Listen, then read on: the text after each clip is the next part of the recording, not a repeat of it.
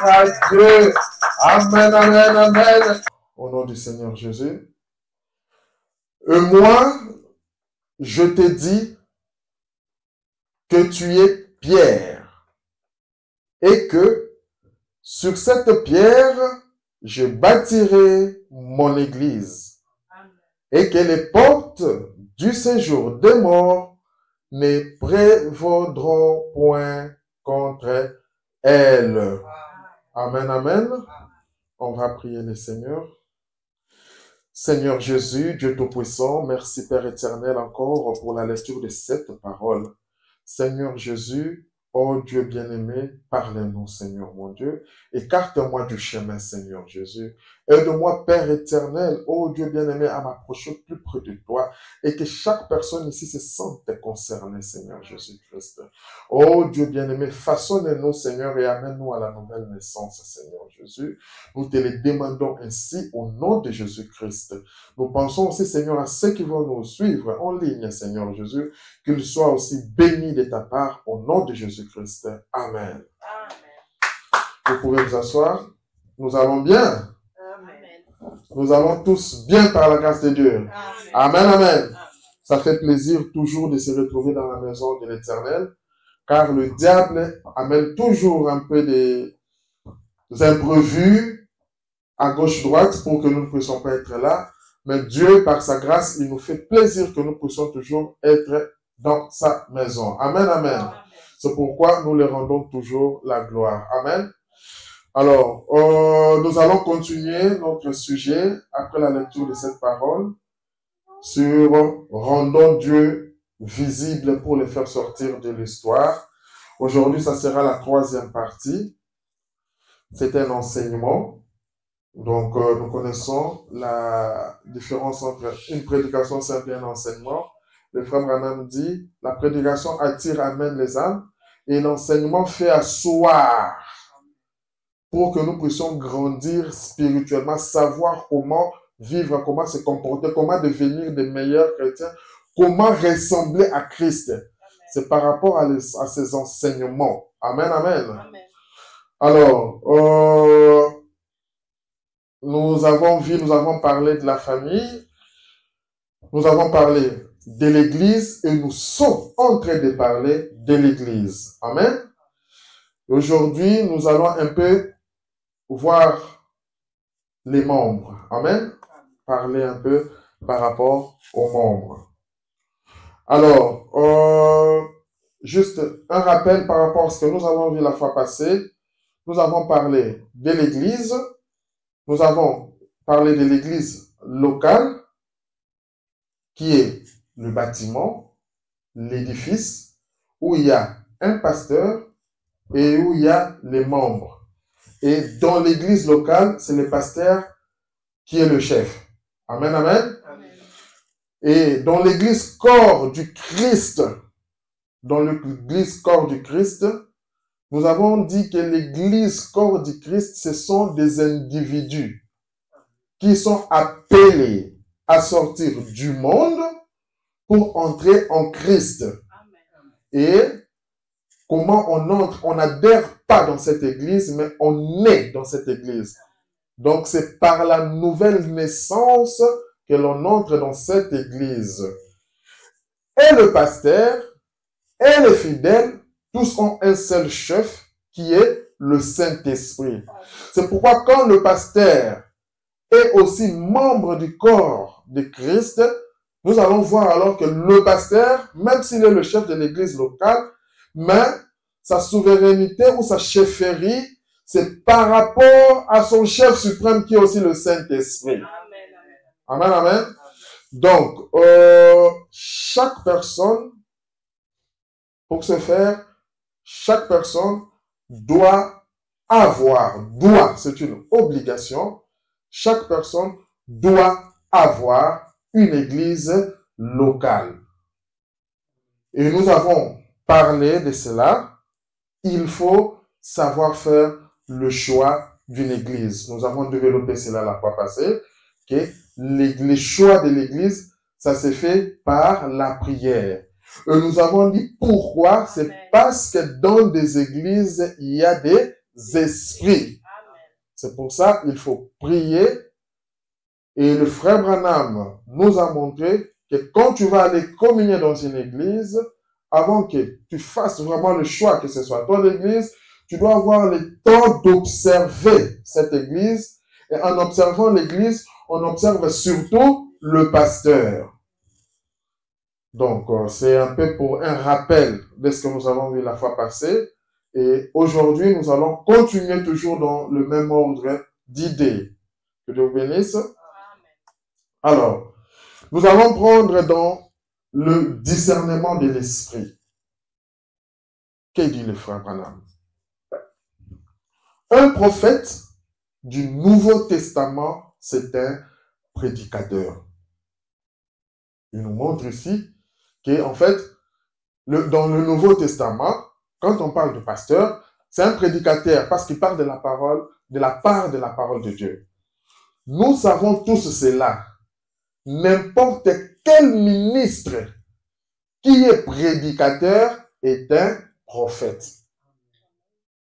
Un prophète du Nouveau Testament, s'il prophétise ou prêchait, parce que prêcher en fait c'est prophétiser.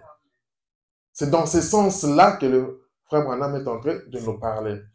S'il prophétise ou prêche, non pour s'édifier lui-même, c'est faire un grand nom, ou pour édifier son organisation, bien qu'il devait être dans une organisation.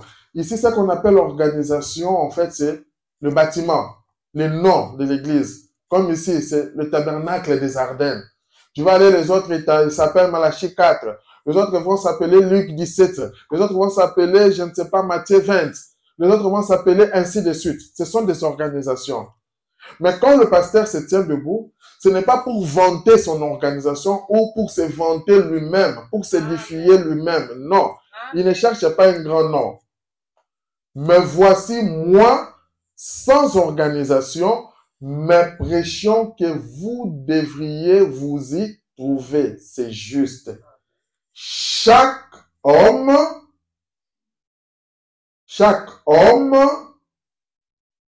devrait avoir une église où il se sente chez lui.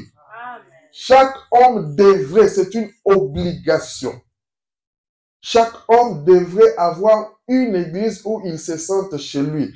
Et quand on parle d'église ici, nous avons vu que c'est l'église locale. Et nous avons vu la fois passée que quand nous venons dans l'église locale, c'est pour écouter les enseignements, la prédication, pour que nous devenions église, corps de Christ. C'est ça l'objectif et c'est ça le but. Alors, le frère Branham continue au paragraphe 18. Toujours. Vous devriez avoir un endroit, non pas simplement flotter ça et là, mais avoir un endroit où vous allez à l'église, où vous l'appelez votre église. Un endroit où vous savez payer vos dîmes et un endroit où vous aidez à soutenir la cause. Donc, quand tu grandis spirituellement, tu évolues. Le frère Branham, ce qu'il veut dire, il ne veut pas que nous soyons toujours des errants. Ça est là. Mais nous devons avoir un endroit où nous soutenons la cause. Et nous savons que la cause, c'est pas la cause d'un homme, ce n'est pas la cause d'un individu, mais c'est la cause de la parole de Dieu. Il a dit, l'endroit où vous vous sentez à l'aise, quand tu viens, tu te sens à l'aise. Et quand on se sent à l'aise, c'est pas par rapport aux gens qui sont là. Non.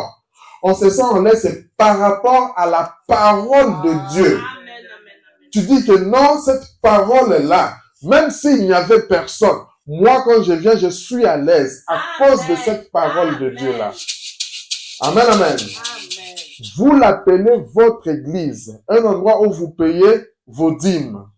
On aura un jour à parler un peu sur les dîmes, donc les 10% de nos revenus. et à un endroit où vous aidez à soutenir la cause. Alors, le frère Branham dit, faites votre choix. Mais alors, ne coupez jamais la communion avec cet autre homme parce qu'il n'appartient pas à votre groupe. Et ça, c'est vrai. Parce que aujourd'hui, le pasteur, les bergers qui sont dans des églises, ils veulent apprivoitiser ou emprisonner les fidèles ou les membres en coupe de communion. Il veut seulement que vous soyez là. Ne parlez pas avec d'autres frères. On veut toujours diaboliser les autres. Non. Nous, on doit grandir spirituellement. Qui est le chef de l'église locale. Et nous verrons le comportement même de croyants au sein d'une église locale. Le frère Branham dit dans Hébreux, il dit dans Hébreux chapitre 5 et 6, première partie, mais je crois à l'autorité suprême de l'assemblée locale. Amen. Que chaque église soit autonome. Amen. Je crois à l'autorité suprême de l'église locale. Donc, c'est là où nous disons que nous ne sommes pas une organisation. Une église locale est souveraine. Il n'y a pas quelqu'un qui peut venir ici, commencer à nous imposer comment est-ce que vous devrez faire les choses. Non. Amen. Nous sommes conduits par rapport à la parole de Dieu, Amen. Par rapport à ce que Dieu voit comment nous devons avancer. Nous donnons des prédications, c'est par rapport à l'inspiration que Dieu nous conduit. Amen. Amen. Chaque église soit autonome. Qu'elle choisisse ses pasteurs, ses diacres, n'importe quoi. Et alors, de cette manière, l'homme qui s'y trouve n'a pas d'évêque au-dessus de lui. Aujourd'hui, nous avons ce problème avec les évêques, les évêchés. Tu es là, mais tu attends les ordres d'un évêque quelque part. Ce n'est pas la parole. Nous devons être libres. Ce n'est pas la parole. Quand tu commences à suivre ça, ce n'est pas différent de l'église catholique, l'église baptiste ou protestante, ainsi de suite. Ce n'est pas différent. Nous devons être autonomes par rapport à ce que la parole de Dieu nous dit, par rapport à ce que le Saint-Esprit nous demande de faire. Mais je crois à l'autorité suprême de l'église locale. Que chaque église soit autonome, qu'elle choisisse ses pasteurs, ses diacres, n'importe quoi. Et alors, de cette manière, l'homme qui se trouve n'a pas d'évêque au-dessus de lui. Si le Saint-Esprit veut dire quelque chose à cette église, ils n'ont pas à demander à qui que ce soit l'autorisation de faire ceci ou de faire cela. C'est le Saint-Esprit qui conduit. Si le Saint-Esprit a vu quelque chose qu'il veut dire, il n'a pas besoin d'appeler tel évêque. Pourquoi est-ce que je peux dire ça? C'est là où on commence à voir des compromis dans la parole de Dieu. Un jour, je prêchais, j'exhortais, je crois que c'était il y a une année ou quoi, je parlais, c'était sur les prédicateurs face à la parole. Je démontrais comment est-ce que les prédicateurs doivent être par rapport à la parole et les conditions. Il y a un frère qui a suivi ça et par rapport à ce que la parole condamnait, le frère s'est senti concerné et le frère pensait en tout cas que le frère, comme ce qu'il a dit là, c'est la parole, mais il ne devrait pas le dire. Pourquoi? Parce que ça le touche lui. Un jour, on parle, il me dit, non frère, en tout cas, il y a beaucoup de choses à prêcher. Mais pourquoi toi, tu es parti dire seulement ça? Et ça, comme tu as dit ça, parce que moi, je suis aussi dans cette condition-là. Je lui ai dit, en tout cas, frère, si ça t'a fait mal, pardonne-moi. Mais, c'est la parole de Dieu. Amen. Je lui ai dit quelque chose, je lui ai dit que frère, la parole de Dieu, la Bible dit, c'est une épée à double tranchant. Donc, il faut savoir que la parole de Dieu, elle est là, elle peut nous condamner. Il n'y a que deux choses. Elle peut soit nous condamner, soit nous encourager. Mais si la parole de Dieu ne te parle pas, que tu ne te retrouves pas à l'intérieur, frère, remets-toi en question, revois ton expérience avec le Seigneur. Amen. Nous ne sommes pas là pour faire de compromis avec la parole de Dieu. Nous ne sommes pas là pour faire de compromis avec la parole de Dieu. Et moi, je ne peux pas enlever, venir et me dire, mon frère, toi encore va devant, tu fais une émission, comme ça tu demandes pardon, parce que tu as dit ça, ça me concerne. J'ai dit, mais frère, jamais, jamais, jamais, jamais. J'ai dit, toi tu te sens lésé, pardonne-moi, mais je t'explique par rapport à la parole de Dieu, c'est comme ça. Amen. Et je continuerai à prêcher la vérité de la parole sans compromis. Amen. Donc, si le Saint-Esprit, nous verrons que quand nous apportons la parole, en fait, ce n'est pas seulement pour l'église locale, mais quand tu es déjà entré dans le corps de Christ, la parole que nous apportons, c'est pour le corps de Christ. Ça édifie non seulement toi qui es là, mais ça peut édifier aussi quelqu'un quelque part qui suivra. C'est pourquoi nous voyons, un jour, tu es là, tu as un temps libre, tu regardes une prédication d'un ministre de Dieu quelque part. Et tu dis, ah, ce qu'il a dit ici, amen. En tout cas, je suis concerné. Il ne te connaît pas, même s'il te connaissait.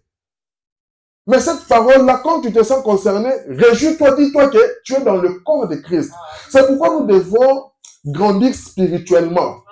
Atteindre ce niveau. Quittons dans le niveau charnel, dans le niveau des bébés spirituels.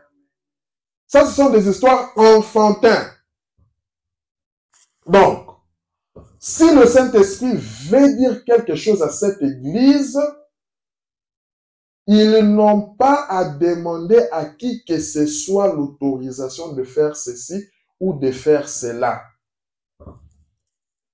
C'est pour ça aujourd'hui nous voyons dans le message il y a beaucoup de jaloux à cause de choses comme ça.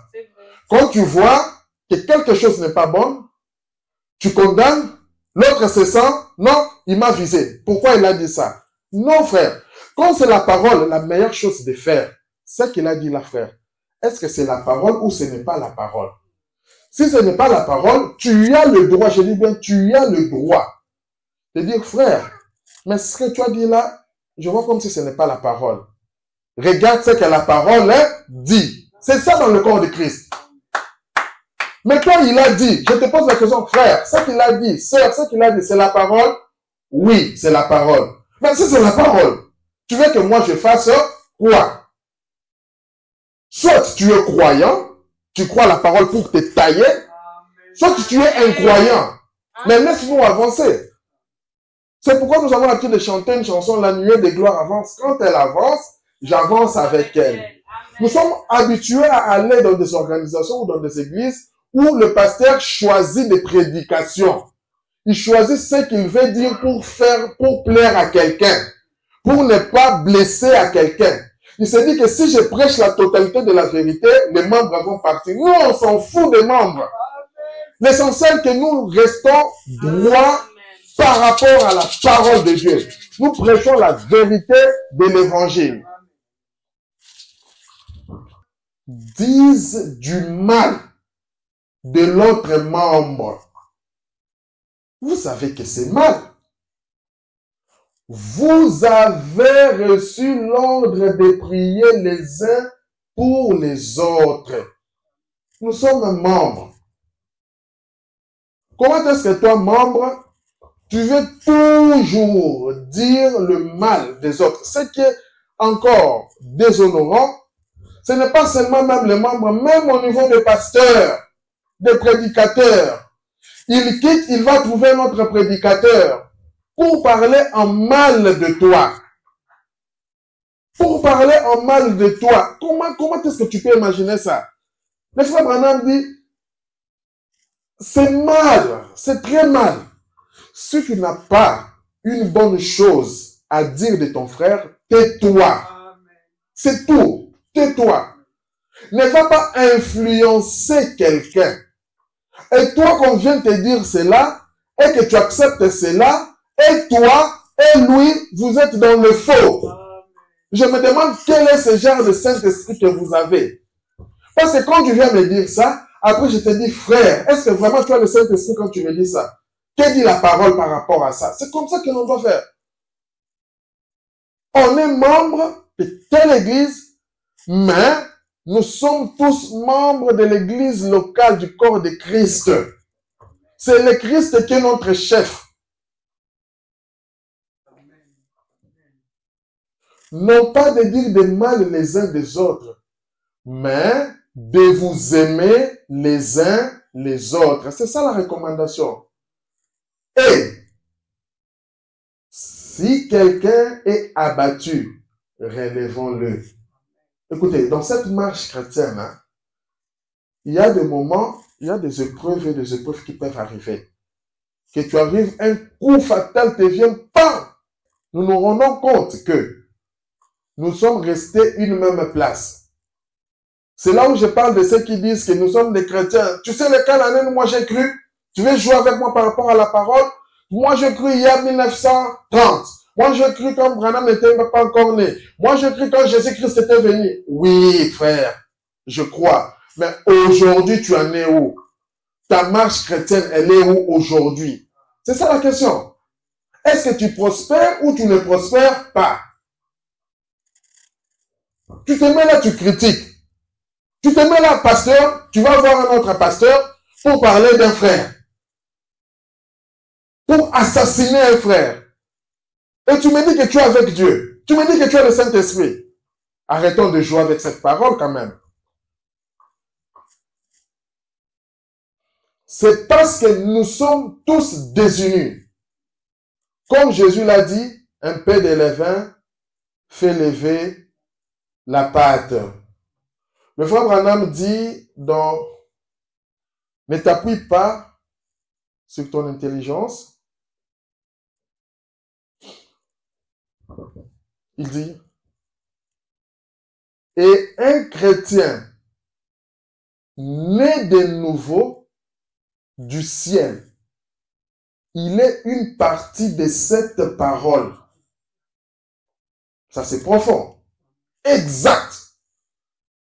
Quand tu arrives à la nouvelle naissance, quand tu es né de nouveau, en fait, tu quittes, si je peux dire, le stade de l'église locale, tu entres dans l'église corps du Christ. Et quand tu es dans l'église corps du Christ, tu deviens une partie de la parole. C'est là où le frère Branham dit, la parole dit, Dieu commence à se manifester en toi. C'est quand tu atteins ce niveau, tu comprends pourquoi je sais que la divinité n'est pas au ciel, elle est dans l'homme. C'est parce que tu atteins un certain niveau. Que quand tu fais, avant de poser cet acte, je dis bien avant de poser, tu réfléchis. Je suis un chrétien. Est-ce que je dois agir comme ça? Parce que quand tu n'as pas encore atteint ce niveau, tu n'as pas le temps de réfléchir à cela. Selon le frère Branham dit, pensez un peu voir, est-ce que Jésus est en train de passer s'il fumait une cigarette? Maintenant, pourquoi toi, tu ne réfléchis pas à ça? Tu vas aller trouver une prostituée là-bas pour faire du n'importe quoi. Réfléchis un peu en tant que chrétien. Est-ce que je peux faire ça? Je vais quitter de chez moi, aller voir tel frère pour critiquer un autre membre. Je quitte en tant que pasteur, je vois un autre pasteur pour critiquer, abattre, clouer un autre membre. Réfléchis un peu à ça. Est-ce que tu es un chrétien né de nouveau? Si tu es dans le corps de Christ, est-ce que tu peux agir de la sorte? En fait, on doit se remettre en question. On doit se remettre en question. C'est là où j'ai dit au tabernacle des Ardennes, on parle de moi. Donc, avant de faire quelque chose, mets-toi en question. Moi, je veux faire ça. Est-ce qu'en tant que chrétien né de nouveau, je dois le faire? Exact. Il ne suivra pas une autre maman. Il est une partie de la parole. Que fait ses membres, ces chrétiens? Il s'en tient à la parole. Pour s'en tenir à la parole, tu dois naître de nouveau. Quand tu es un chrétien né de nouveau, tu t'en tiens à la parole. Si la trompette rend un son confus, qui pourra se préparer au combat, a dit Paul? Il connaît le son de la parole. C'est pourquoi, frère, ça fait plaisir de lire ces choses. Il connaît le son de la parole. Quand tu es un frère dans l'église locale, dans le corps de Christ, et que tu as atteint ce niveau-là, tu deviens Christ parce que tu connais la parole. Et tu es capable que quand le pasteur parle, capable de détecter les sons. Tu dois être capable de... On n'est pas là toujours pour dire amen à tout ce que l'homme de Dieu est en train de dire.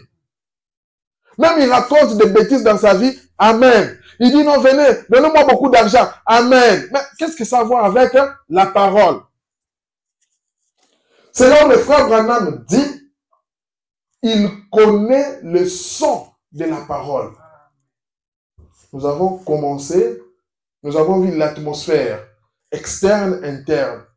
Nous avons vu comment vivre dans cette atmosphère en priant, en lisant la parole de Dieu. Et en frère, si nous mettons ces choses que j'ai dit en pratique, nous atteignons un niveau élevé. Nous devenons membres de Christ, du corps de Christ. C'est à ce moment-là que nous allons commencer à nous en tenir à la parole. Et sachez que quand tu prends cette position, il y aura toujours des gens qui seront contre toi. Même les soi-disant chrétiens, les soi-disant croyants. Il y aura toujours des gens qui seront contre toi. Tu dois être en mesure de détecter le son. La parole a un son. Tu dois être en mesure de détecter. Il joue pas bien là-bas. Non, il joue bien. Tu dis, c'est parce qu'il ne joue pas bien ici. Il ne joue pas bien là-bas, il ne joue pas bien là-bas. Ce n'est pas bien.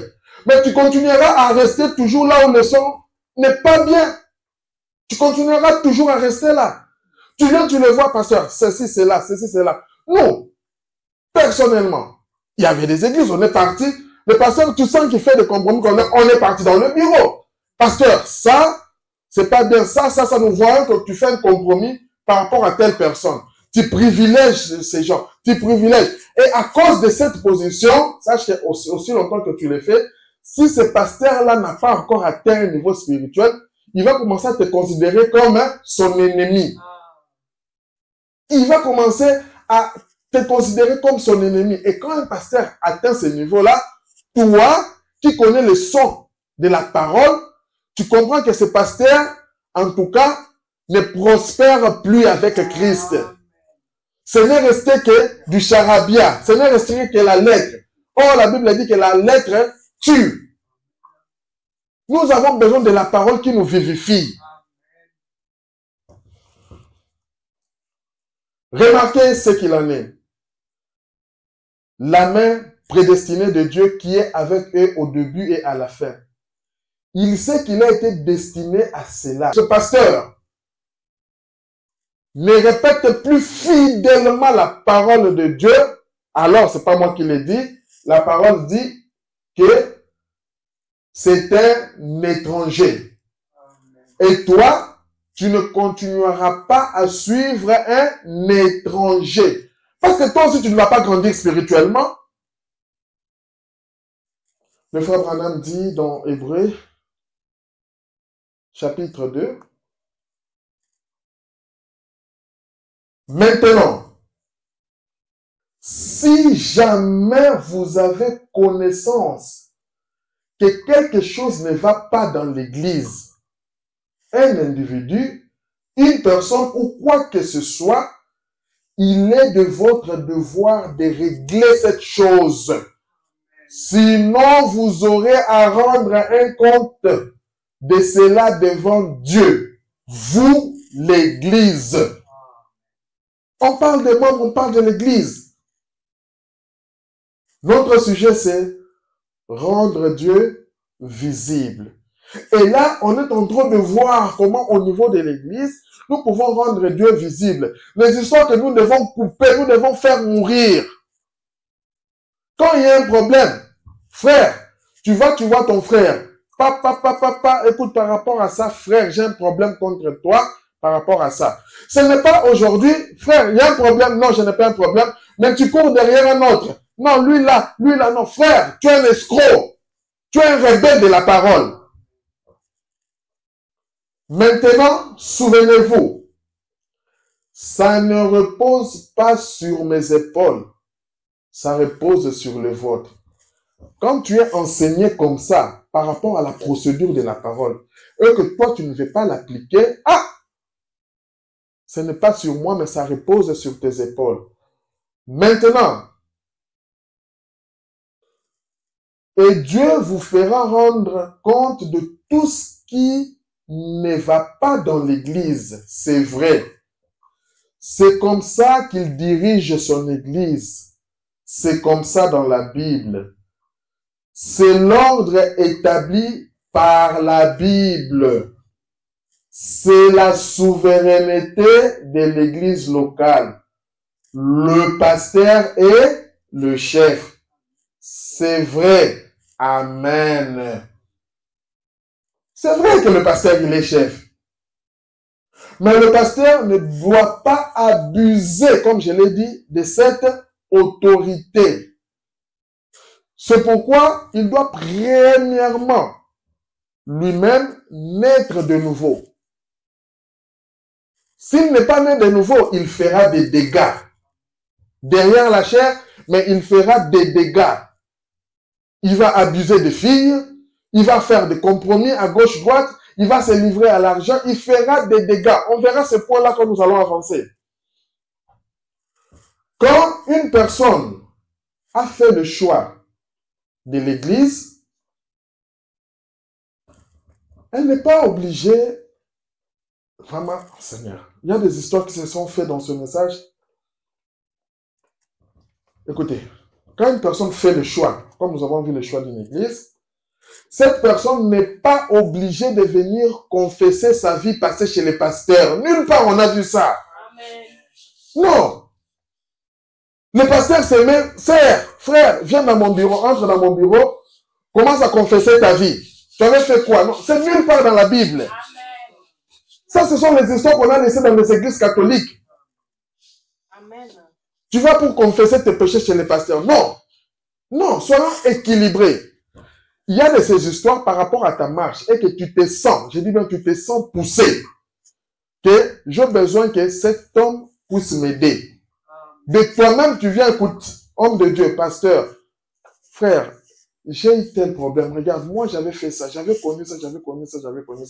Et cet homme de Dieu pourra t'aider par rapport à ça. Et quand il le fait, il n'est pas obligé, il ne peut jamais commencer à divulguer cela. Amen. Il est tenu à ce qu'on appelle comme le secret professionnel. Tu ne peux pas étaler la vie du frère, la vie de la sœur. Non, tu ne dois pas le faire. Amen. Quand une personne fait le choix de l'église, elle n'est pas obligée de venir confesser sa vie passée chez le pasteur. Sauf s'il est conduit ainsi. Et puis, le pasteur doit pointer les gens vers Jésus et non vers lui-même.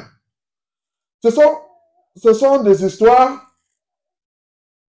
qui sont arrivées et que ce sont des histoires qui sont arrivées que nous ne voulons pas que ça continue dans l'église. Car ça arrête la marche spirituelle de l'église, C'est pour ça que nous ne pouvons pas rendre Dieu visible dans nos églises. Quand la personne a décidé de se faire baptiser, encore autre chose, la personne se décide de se faire baptiser. Tu prêches l'évangile, la personne est touchée. La personne dit que non, le baptême que j'avais reçu, c'était un faux baptême. Ou bien en tout cas, je vais me faire rebaptiser. Je vais vraiment consciemment commencer une nouvelle vie avec Christ. Amen. Tu n'es pas obligé, j'insiste encore, que le pasteur t'appelle au bureau avant le baptême. Frère, sœur, viens au bureau, commence à confesser ta vie d'abord. Dis-moi, c'est nulle part ailleurs. C'est nulle part. Mais je vous affirme que dans ce message, il y a des histoires comme ça, des faux frères qui le font. C'est pourquoi il faut faire attention. Quand tu entres dans le corps de Christ, tu dois avoir l'esprit de discernement. L'esprit de discernement. Tu n'es pas obligé de le faire. Mais si tu te sens poussé, qu'en tout cas, pasteur, je te dis vraiment, j'ai fait ça, j'ai fait ceci, en tout cas, je ne sais pas, est-ce que Dieu pourra encore m'écouter par rapport à cela? Le pasteur est là pour t'orienter. Je suis d'accord. Mais c'est pas obligé. Aujourd'hui, regarde, frère X, c'est ton tour, tu passes au bureau. Non, mais ça ne va pas. Le pasteur est le chef, mais n'abusons pas de cette autorité. Le frère, il est là. Le frère, il est marié. Mais attention, le pasteur, nous allons le voir, il est le père spirituel. Ne confondons pas l'écriture. La sœur est là. Toi, le pasteur, tu veux tout le temps voir seule la femme de X, pendant que son mari est là. Toi, quelle intention? Ce n'est pas la parole. La femme a une tête, c'est son mari. Quand tu veux parler à la femme, appelle le mari, la femme est là, tu dis non, il y a ça, il y a ça, il y a ça, il y a ça. Parce que c'est le mari qui est le chef de cette femme-là. Ce n'est pas toi. Ne confondons pas les choses. Rendons Dieu visible. Tu es là, tu veux parler à l'enfant. Des fois, tu prends des rendez-vous avec l'enfant sans que ses parents ne sachent. Ne dis pas tes parents. Hein. Vous savez, vous pouvez même me dire des choses que vos parents ne connaissent pas. C'est nulle part dans la parole. C'est nulle part. Tu veux parler à l'enfant par rapport à tel dossier, appelle son père. Appelle sa mère, tu vois les responsables. Que non, j'ai remarqué ou j'ai constaté, l'enfant est ça, ça. Je désire, j'aimerais lui parler par rapport à ça. Êtes-vous d'accord? Vous avez la permission des parents. À ce moment, le pasteur, tu peux parler. Sinon, tu peux inviter, même les parents sont là, l'enfant est là, tu lui parles. Parce que de toute façon, cet enfant passe plus de temps avec ses parents à la maison. Mais pourquoi tu veux écarter les parents de ça? Et ce sont ces histoires qui font ce que nous ne puissions pas rendre Dieu visible. Après-demain, nous allons écouter, le pasteur a fait des dégâts avec des sœurs dans le bureau. Faisons bien attention, soyons très bien enseignés par rapport à cela. Toi, frère, tu vois ta femme revient, non, j'étais allé voir le pasteur, mais je ne sais pas. Tu ne sais pas. Ça ne se fait pas. Tu sais que le chef de la femme, c'est l'homme. Tu es là, tu dis non. En fait, dans la parole, hein, quand tu ne comprends pas une chose, tu demandes à ton mari. Quand le mari, lui aussi, est limité, il te dit non, on va voir un peu le pasteur. C'est ça l'ordre établi. Amen. Un jour, on parlera de l'ordre de l'église. C'est ça l'ordre qui est établi. Mais aujourd'hui, le pasteur, je parle parce que nous disons que le pasteur est le chef. Je montre qu'il ne faut pas abuser de cette autorité. Le pasteur aujourd'hui, il vient, vous savez que moi je suis le chef ici. Sœur, aujourd'hui c'est toi qui viendras laver mes habits à la maison. Oh, un tel aussi dessus, c'est toi.